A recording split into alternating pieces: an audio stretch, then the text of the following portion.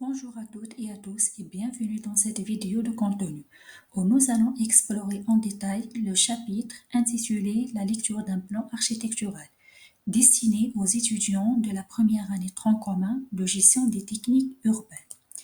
Cette vidéo est élaborée dans le cadre de la formation éthique et pratique pédagogique au profit des enseignants nouvellement recrutés.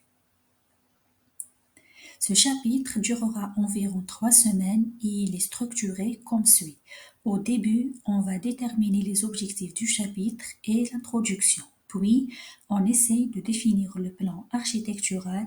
Ensuite, on va se concentrer sur la connaissance des conventions de dessin, le plan de façade ou élévation et la représentation de la coupe.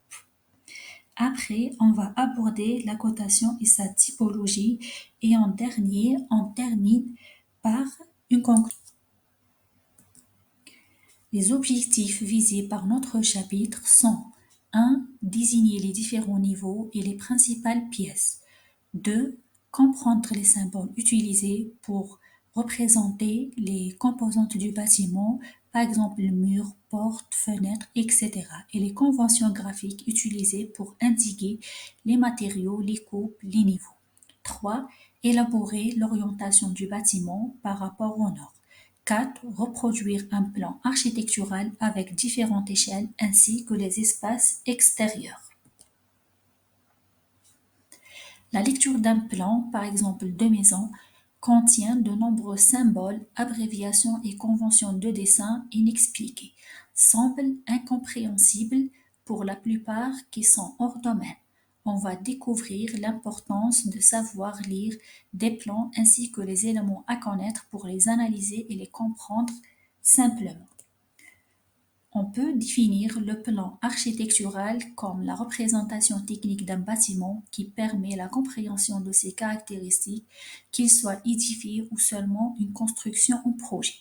Pour lire un plan architectural, il est notamment possible d'apprendre des informations concernant les entrées et les sorties de la bâtisse, la superficie de chaque pièce à l'intérieur, les liaisons entre les différentes pièces, la hauteur des sous-plafonds, les vues vers l'extérieur de la maison et l'emplacement des installations techniques et des équipements.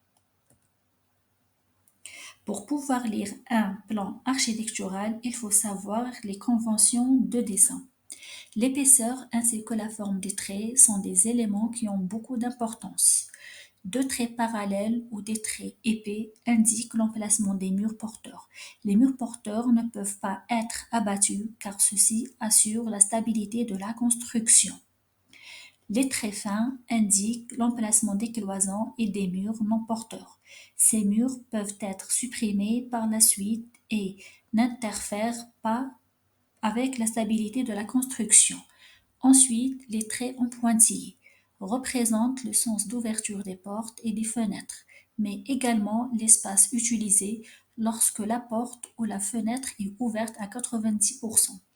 En dernier, les traits hachurés représentent le doublage d'un mur. Il s'agit généralement de l'isolation thermique.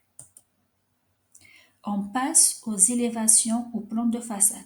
Comme il est illustré dans l'image, tous les éléments extérieurs doivent obligatoirement figurer sur le plan de façade. Les fenêtres, les portes, les balcons, les terrasses, les éléments de décoration, la toiture, les matériaux utilisés et les cheminées. Le plan architectural d'une bâtisse, dite coupe, est une tranche de maison, mais à présent verticale et non horizontale. La coupe sert principalement à présenter la hauteur de la bâtisse ainsi que l'accroche au terrain naturel. Dans le plan architectural, la cotation est un élément fondamental qui indique toujours les dimensions réelles de l'objet dessiné.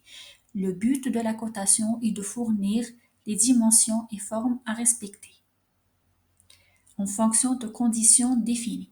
La cotation est l'ensemble des opérations aboutissant à l'indication de codes représentant des valeurs numériques sur un dessin. Elle se fait toujours en mètres ou en millimètres, mais attention, on peut souvent trouver le en centimètres. En fait, il existe deux types de cotation. La première cotation, c'est la cotation extérieure, où les cotes définissant des éléments placés sur les murs extérieurs seront placés à l'extérieur du dessin. Et la cotation intérieure, où des cotes définissant des éléments intérieurs du bâtiment seront placés à l'intérieur du dessin. En conclusion, la lecture d'un plan architectural permet de saisir les détails fonctionnels et esthétiques d'un projet de construction, en déchiffrant les différents éléments tels que les coupes, les élévations, les plans d'étage et les annotations. On peut comprendre l'organisation spatiale, les relations entre les différents espaces et les matériaux prévus.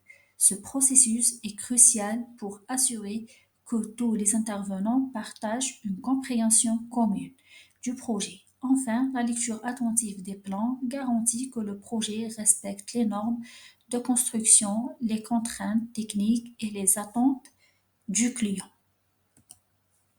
Pour la préparation et la réalisation de ce chapitre, on s'est basé sur sur la bibliographie et de la webographie afin d'enrichir le contenu. Et voilà, nous arrivons à la fin de cette vidéo. Je vous remercie sincèrement d'avoir consacré du temps et à sa visualisation. Et à bientôt.